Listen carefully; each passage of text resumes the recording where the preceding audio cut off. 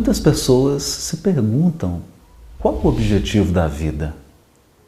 E as respostas a essa pergunta variam de idade para idade, de momento em que nós vivemos. Para a maioria das pessoas, é usufruir o máximo que os prazeres terrenos possam apresentar. Na medida em que a vida prossegue e se desenvolve, a gente percebe que tem sede de mais coisas. Segundo os filósofos contemporâneos, o sentido da vida hoje seria nós termos um ideal. E nesse caso, para o espírita, a busca da espiritualização, o processo evolutivo que o espírita já tem noção e que agora já está realmente nessa procura de algo melhor. O objetivo da encarnação é o progresso, é a conversão dos valores materiais para valores transcendentais. Porque na vida de todos nós há lutas, desafios, há sofrimentos,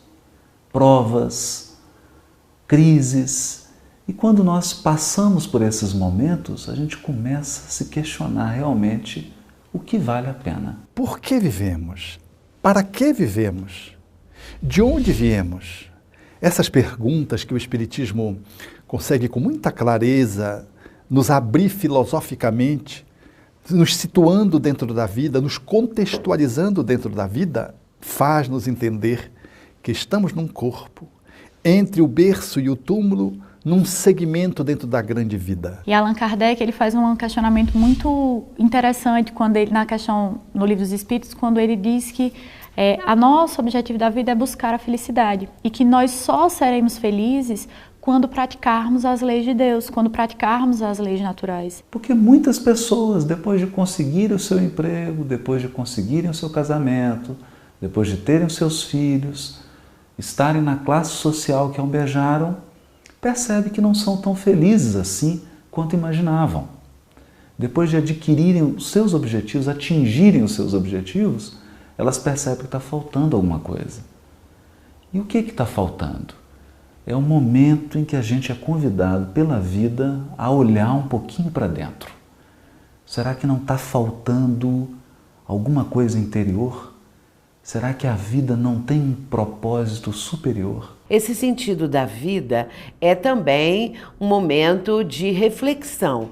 Quando a pessoa passando por sofrimentos, passando por muitos problemas, começa a se perguntar o porquê dessas coisas, o porquê dos acontecimentos e buscando aí uma resposta. Vai encontrar o real sentido da vida, que é da maior importância para o nosso progresso, para o nosso processo evolutivo. Para a doutrina espírita, importa considerar: é só esta vida ou é a vida em seu sentido, até diríamos, infinito? Não podemos estar no corpo e levarmos a vida de qualquer jeito, como quem leva com a barriga. Há que termos uma filosofia de vida. Ninguém reencarna para não fazer nada. A reencarnação tem sim como objetivo o aprimoramento. E o aprimoramento só acontece no desenvolvimento das virtudes, das qualidades morais que todo espírito é capaz. Posição social, salário, os bens materiais, certas conquistas, elas são importantes, são valiosas, nós devemos buscá-las, devemos alcançá-las, mas elas são instrumentos para a construção de algo muito mais valioso dentro de nós mesmos. É nesse momento, quando a pessoa atinge esse estado de maturidade, que ela começa a pensar nas questões espirituais da vida. Se nós estamos nessa constante busca do melhor, é claro que o sentido da vida se amplia, os horizontes já são muito mais amplos e nós nos situamos como criaturas que estão nessa busca constante de elevação, de conseguir vencer a si mesmos. Conviver com o ideal, abraçar uma causa, ter um compromisso, ou seja, engajar-se. Então, esse engajar é uma forma de nós nos preenchermos, não é? E nos realizarmos como existentes. Vemos muitos pais dizendo assim: eu não vou colocar filho na vida, esse mundo está tão cão. E vejo outros dizerem: eu preciso colocar filhos na vida para transformar esse mundo cão. Qual é a nossa contribuição no mundo? Qual é a nossa missão existencial?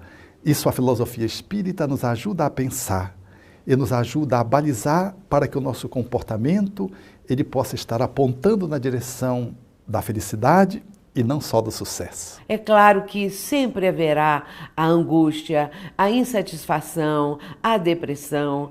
Quando nós encontramos esse sentido, quando nós nos conscientizamos de que somos espíritos em caminho para a nossa condição de imortalidade, é claro que a vida terrena passa a ser muito melhor. Todas as aquisições materiais são instrumentos para a realização de algo. Muitas vezes alguém nasce no mundo com muitos recursos materiais porque ele traz uma missão de proporcionar o progresso. Cabe a ele a tarefa de gerar o progresso da comunidade na qual ele está inserido. E ele deve cumprir essa missão com a maior seriedade e com a maior dedicação possível, levando o progresso material, o desenvolvimento da sua comunidade, cumprindo a sua missão.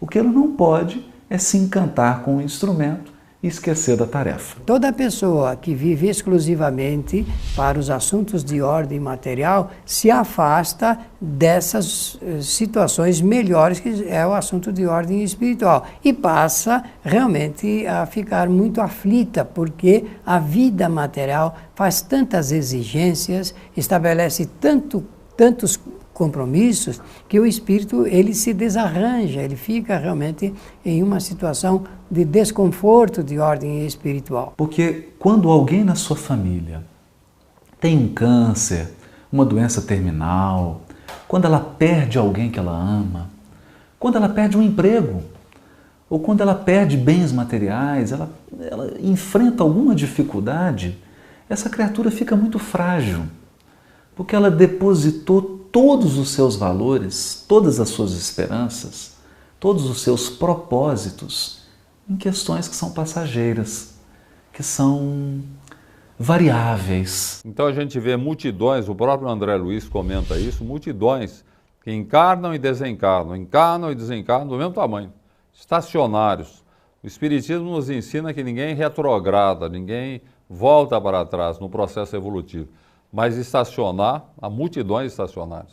A pessoa não acordou ainda para o objetivo da vida, não tem um sentido espiritual de sobrevivência do espírito, de continuidade da vida no mundo espiritual, vive materialmente. É extremamente difícil conceber a vida que nós temos hoje sem acreditarmos numa vida espiritual, sem acreditarmos num planejamento superior, sem acreditarmos na ideia de reencarnação. O que é que nós estaríamos fazendo aqui? Para que passar por tanta dificuldade, por tanto sofrimento, trabalhar tanto, correr tanto, se esforçar tanto, se quando a gente morrer, acaba tudo, enterra e pronto.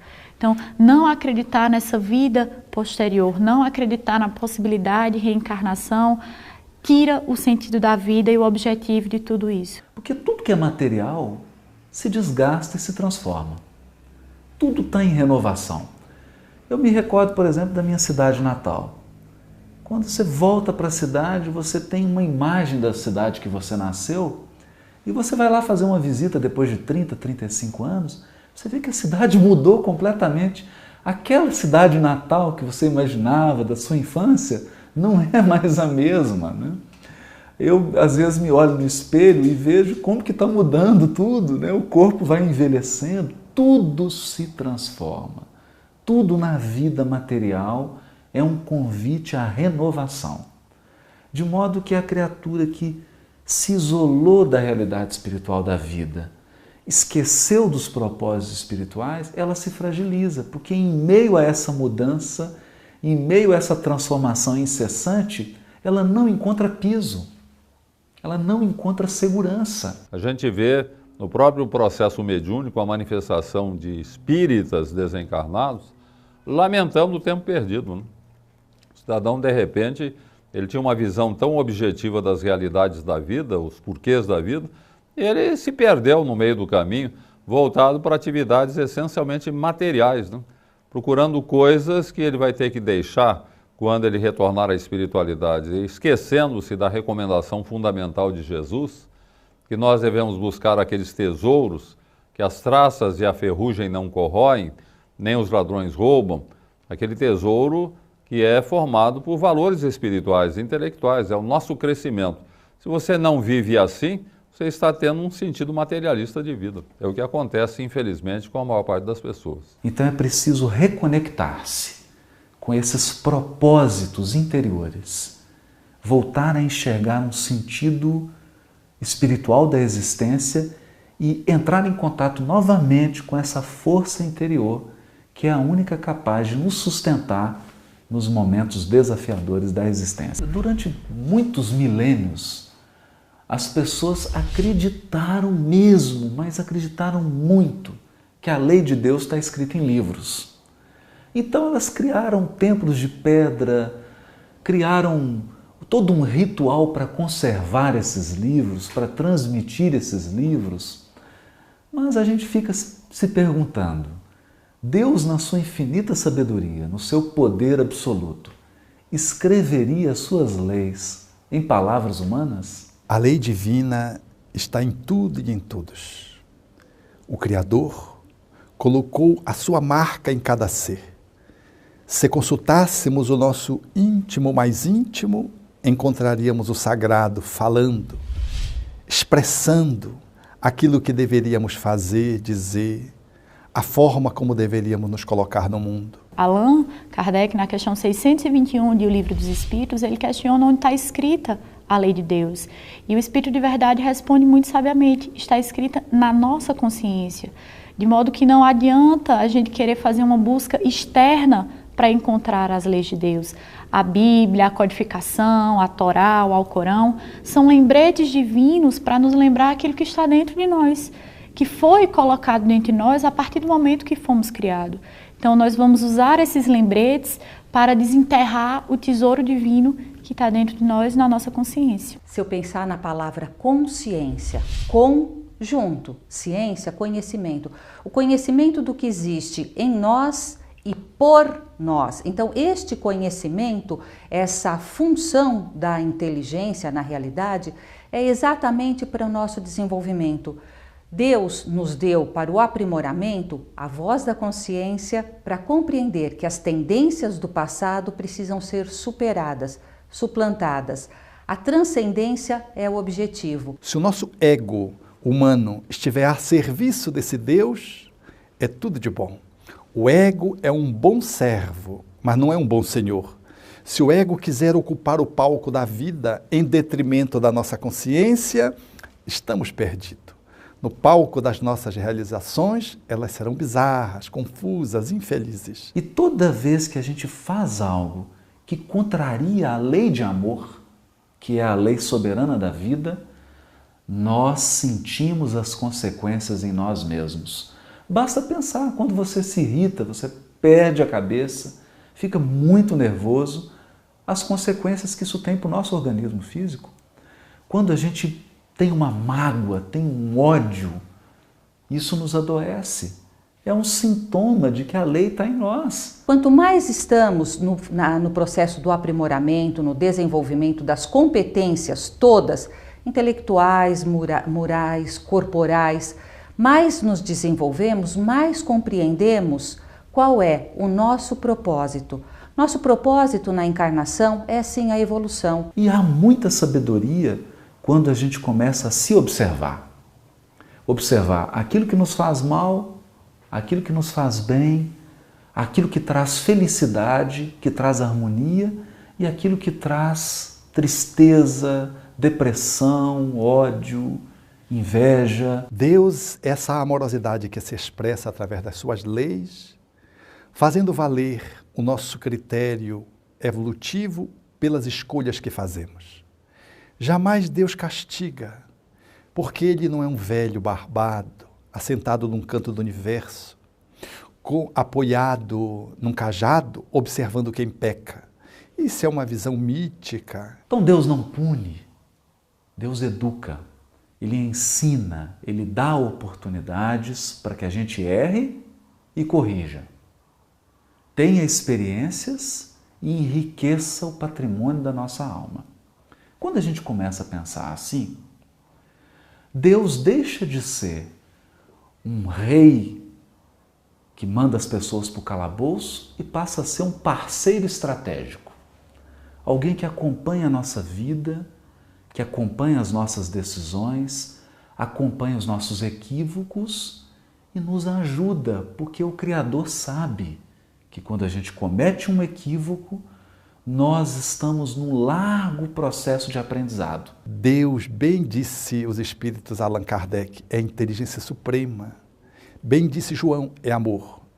E com mais sabedoria disse Allan Kardec, que é Deus e não quem é Deus.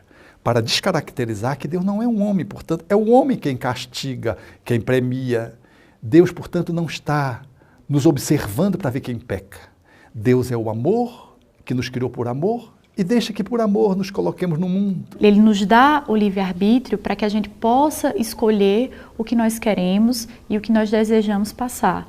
E Ele também nos deixa sofrer, não no sentido de punição, mas que nós consigamos entender os erros praticados. Se eu imprimo uma velocidade inadequada num veículo e perco o controle do veículo, eu não fui castigado por Deus. Eu simplesmente experimentei a consequência de uma decisão, a consequência de uma ação. E isso pode ser trágico. Eu posso perder a minha vida por conta de uma decisão. Aliás, uma decisão de 2 segundos pode trazer consequências de 1000 anos. Isso nos ensina que nós devemos pensar sobre as nossas escolhas, sobre o que a gente quer, educar o nosso desejo e começar a utilizar esse grande consultor que é Deus, esse Pai amoroso que está ao nosso lado o tempo todo. Deus não castiga, Deus não premia, porque Ele não tem as qualidades humanas. Estes sentimentos nos pertencem. Deus, infinitamente justo e bom, nos oferece oportunidade para a evolução. Isso também os bons espíritos. A todo momento que nós fizermos uma prece sincera e pedir ajuda aos benfeitores espirituais, ou guia espiritual, ou anjo da guarda, ele sempre nos auxiliará e nos inspirará para que nós possamos retomar o caminho que por ora nós saímos. Então nós temos que ter na divindade a certeza de que um pai jamais esquece o seu filho. Como explicar uma criança de 3 anos com um câncer terminal? Como explicar alguém que nasce com paralisia cerebral? Como explicar alguém que fez tudo certo? Uma pessoa honesta, digna, previdente, ele fez tudo certo, mas ele perdeu todo o seu patrimônio. A reencarnação, ela facilita para a pessoa uma compreensão do sentido, da finalidade, do objetivo da vida terrena. É nesse momento que a gente percebe que uma vida é pouco. Uma vida é insuficiente para explicar a complexidade da existência. Nós precisamos de um quadro mais amplo. E esse quadro mais amplo são as vidas sucessivas. Quando nós sabemos que esta vida é uma passagem, é um momento do eterno, nós modificamos os nossos valores, a nossa visão, a nossa concepção existencial. Quanto mais desenvolvemos a nossa inteligência, a nossa competência, a nossa consciência, mais fazemos a conversão de valores materiais para valores transcendentes. É da lei natural a lei de evolução. Então todos nós iremos evoluir. Evolui-se pela dor? Também. A proposta é que só pela dor se evolua? Não. A evolução, o progresso espiritual deve acontecer pela aprendizagem. Aprender é superar a ignorância, a limitação e atingir um estado mais evoluído. Isso acontece pelo esforço, isso acontece pelo compromisso, isso acontece pela seriedade. A dor faz parte quando deixamos de cumprir as nossas tarefas. A partir daí, a reencarnação, é claro, é para cada criatura a possibilidade do perdão divino, a forma com que Deus nos possibilita o recomeço para corrigirmos os erros do passado e os de hoje. As pessoas têm tirado muito a sua identidade da sua atividade profissional. Então você pergunta para uma pessoa assim, quem é você? Ele fala, eu sou médico, eu sou juiz de direito, eu sou advogado, eu sou veterinário, eu sou agricultor, eu sou empresário. E na verdade isso não é o que você é o que você faz uma parte da sua vida, porque ninguém nasceu médico. A pessoa se tornou médico num determinado momento da vida, mas até esse momento ela foi alguma coisa. As virtudes que eu reencarnei para desenvolver, eu estou desenvolvendo? Porque na infância existe uma expectativa, na adolescência e na juventude uma esperança. E na velhice, então, já existe uma outra situação que é quase sempre do indivíduo não se considerar útil e produtivo para a sociedade. Nós vivemos num momento onde envelhecer é pecado. Envelhecer é feio. As pessoas podem mostrar, podem exibir um monte de situações, mas mostrar o envelhecimento é como se fosse uma ofensa. Porque a pessoa idosa, ela pode não saber ou não poder fazer o que o jovem faz, mas pode realizar trabalhos e tarefas muito importantes e ele então encontrar uma alegria, uma gratificação de continuar vivendo bem. Porque muitas pessoas que tinham uma saúde boa se aposentam e começam a ter doenças, começam a declinar, começam a ter uma qualidade péssima de vida, inclusive orgânica. Qualidade orgânica cai enormemente porque saiu da sua atividade profissional. Eu preciso perguntar-me, o que eu desejo nesta fase? Como eu estou nesta fase da minha vida? Eu posso aprimorar-me? O que eu ainda posso construir? O que eu posso melhorar para o mundo? Quais são as competências que eu posso auxiliar no desenvolvimento? Porque a vida é muito rica, ela tem muitas possibilidades e depois da aposentadoria nós podemos viver emoções únicas que só a aposentadoria proporciona. Em todo momento o espírito ele aprende, porque ele faz experiências diferentes em todos os estágios da vida material. No Livro dos Espíritos, na questão 886, Allan Kardec pergunta aos benfeitores espirituais qual é o sentido da palavra caridade e como a entendia Jesus. E a resposta dos benfeitores é a seguinte: benevolência para com todos, ou seja, querermos bem a todas as pessoas, indulgência para com as falhas alheias, se eu erro, uma outra pessoa também erra, e perdão das ofensas. Quando conseguimos entender que nós não estamos nessa vida só e que nós precisamos do outro para evoluir, que nós estamos juntos no mesmo barco, em busca de uma evolução, em busca de um bem maior, nós vamos entender que fazer o bem para o outro, praticar a caridade, praticar o amor, não é algo que vem por obrigação, mas é algo que preenche o nosso ser e que é algo que surge naturalmente. Auxiliar o outro é auxiliar a nós mesmos. O resumo de tudo que Jesus nos ensinou é o amor. Então o amor e a caridade é o principal objetivo da nossa vida. Ou seja, aprender a amar e viver praticando a caridade, fazendo para o outro aquilo que gostaria que o outro fizesse para nós, amando o próximo como a nós mesmos. Amparar aquele que sofre, nós estamos amparando a nós mesmos. Então, sem a caridade, Allan Kardec disse, não há salvação. Sem a prática do bem, sem a prática do amor, indistintamente, seja a quem for, nós não conseguiremos ter um objetivo para a vida e para superar essas dificuldades. É através da dor do outro, do sofrimento do outro e da alegria do outro também que nós vamos nos reorganizando, nos reenergizando e superando os obstáculos diários. São as virtudes que nos farão progredir do mundo de expiação para o mundo de regeneração, onde a fraternidade, a solidariedade possam imperar. Ter o objetivo desta transformação deve ser a nossa questão vital. As pessoas costumam comprar pacotes de viagem, visitar países, visitar cidades, explorar ambientes inexplorados, conhecer línguas novas, pessoas, localidades, etc. Mas há uma viagem que não custa nada. É uma viagem que nós fazemos ao nosso mundo interior.